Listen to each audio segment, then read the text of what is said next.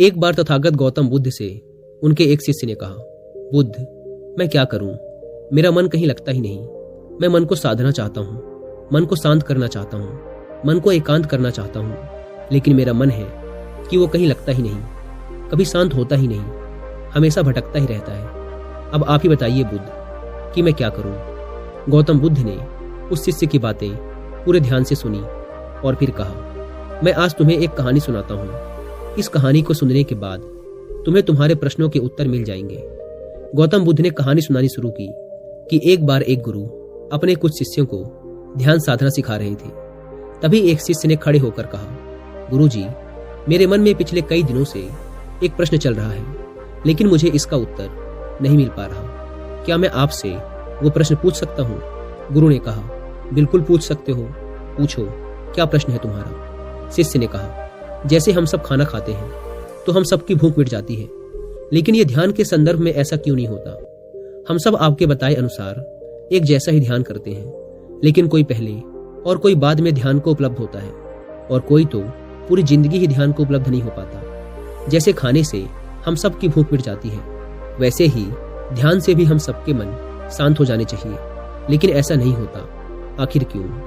गुरुजी ने कहा, कल गांव के सबसे बड़े सेठ के घर मुझे खाने पे बुलाया गया है, तुम भी कल मेरे साथ वहां चलना। इतना कहकर गुरुजी वहां से चले गए।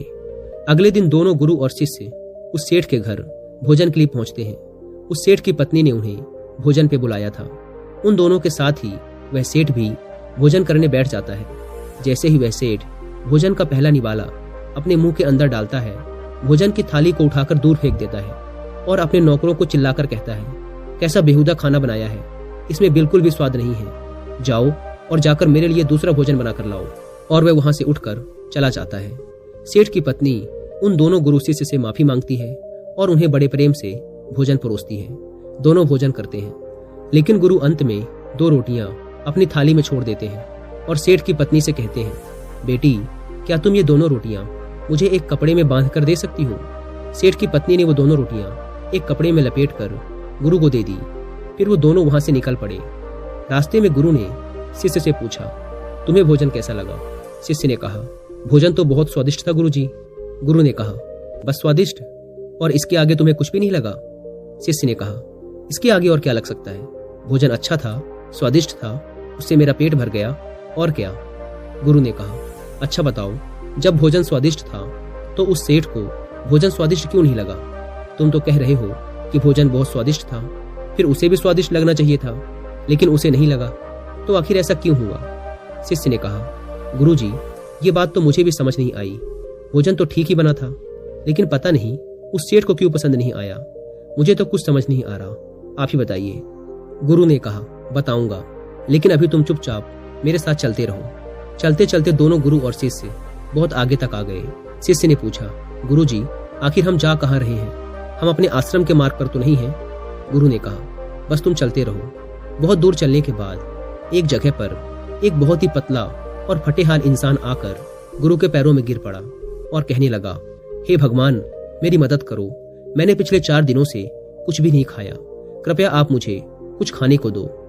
गुरु ने उस भूखे इंसान को एक पेड़ के नीचे बैठाया और फिर वो दोनों रोटियां उसे खाने के लिए दे दी। रोटियां देखते ही उस भूखे इंसान की आंखों में चमक आ गई। उसने खाना शुरू किया। खाते वक्त उसकी आंखों से आंसुओं की धारा बह रही थी।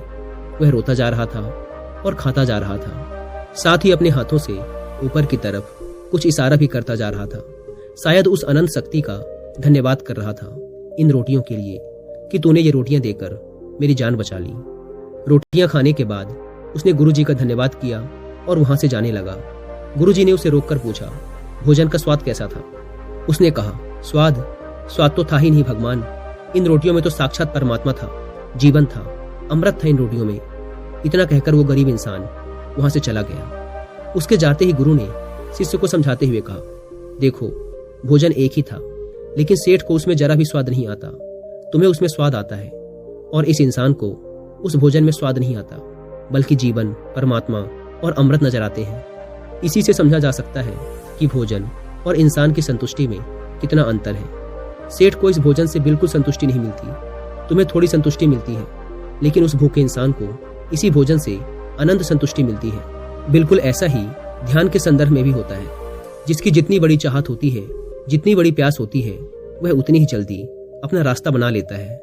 जिस इंसान के अंदर ध्यान के लिए जितनी बड़ी प्यास होती है, ध्यान के लिए जितनी बड़ी चाहत होती है, वह उतनी ही जल्दी ध्यान की अवस्था को प्राप्त कर लेता है। वह शिष्य अब अपने गुरु की बात समझ चुका था। उसे अपने प्रश्नों का उत्तर मिल चुका था।